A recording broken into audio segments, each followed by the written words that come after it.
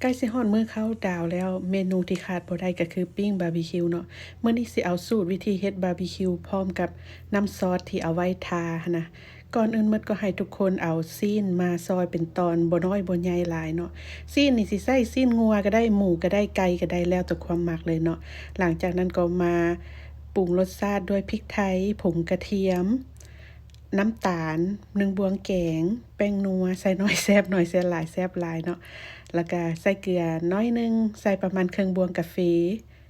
คะนอร์นี่ใส่ประมาณ1บวงแกงเนาะแล้วก็สุดท้ายแม่นซอสหอยนางรมใส่ประมาณ3-4บวงแกงนี่แหละลืมบอกไปเนาะว่าซีนนี่ค่อยใส่อยู่2กิโลเนาะคนให้ส่วนผสมทุกอย่างเข้ากันดีหลังจากนั้นก็พักปะเมียนเนาะแห้งพักดนได้เท่าใดแห้งดีเด้อ ส่วนวิธีเฮ็ดน้ำแจ่วหั่นให้ทุกคนเอาหัวผักบัวใหญ่หมักนัดแล้วก็กระเทียมเนาะไปบดให้มุนละเอียดดีหลังจากนั้นก็เทลงไปในหม้อเนาะเพราะว่าเฮาสิเอาเคี่ยวใส่ไฟหั่นนะหลังจากนั้นก็ใส่ซอสมักเลน1ถ้วยน้อยแล้วก็ใส่ซอสมักเผ็ดนี่ครึ่งถ้วยน้อยเนาะส่วนเครื่องปรุงหั่นก็บ่มีหยังหลายเนาะใส่คะนอร์1บวงแกงน้ำตาลนี่ใส่3บวงแกง ส่วนน้ำส้มสายชูนี่ใส่2บวงแกงเนาะน้ำส้มสายชูใส่น้อยหรือหลายนี่ขึ้นกับมักนัดเด้อถ้ามักนัดส้มหลายนี่ก็บ่จำเป็นต้องใส่น้ำส้มสายชูก็ได้เนาะหลังจากนั้นก็ใส่ซอสหอยลงไปประมาณ3บวงแกงคนทุกอย่างให้เข้ากันดีหลังจากนั้นก็เปิดไฟเป็นไฟกลางเนาะคอยเคี่ยวไปเคี่ยวจนกว่าน้ำซอสนี่มันสิข้นเหนียวเด้อหน้าตาน้ำซอสที่เคี่ยวได้ทีมันก็สิข้นเหนียวแบบนี้เนาะ ส่วนไม้เสียบบาร์บีคิวก่อนสิเอาไปเสียบหันโต๊ะเอามาแช่น้ำก่อนเด้อทุกคนเพราะว่า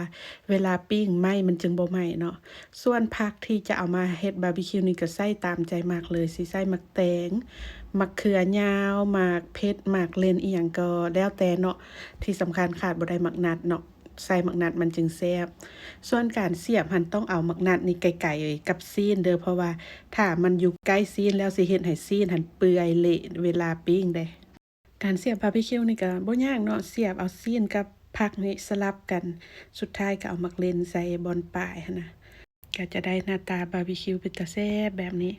ส่วนการปิ้งหันก็บ่ต้องใส่ไฟแรงหลายเนาะปิ้งให้มันสุกประมาณ40-50%หลังจากนั้นจึงเอาซอสมาทา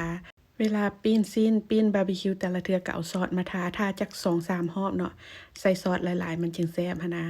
ถ้าแม่นไผมีแผนสิเฮ็ดบาร์บีคิวกินมื้อเข้าดาวอย่าลืมเซฟวิดีโอนี้ไว้เบิ่งเด้อ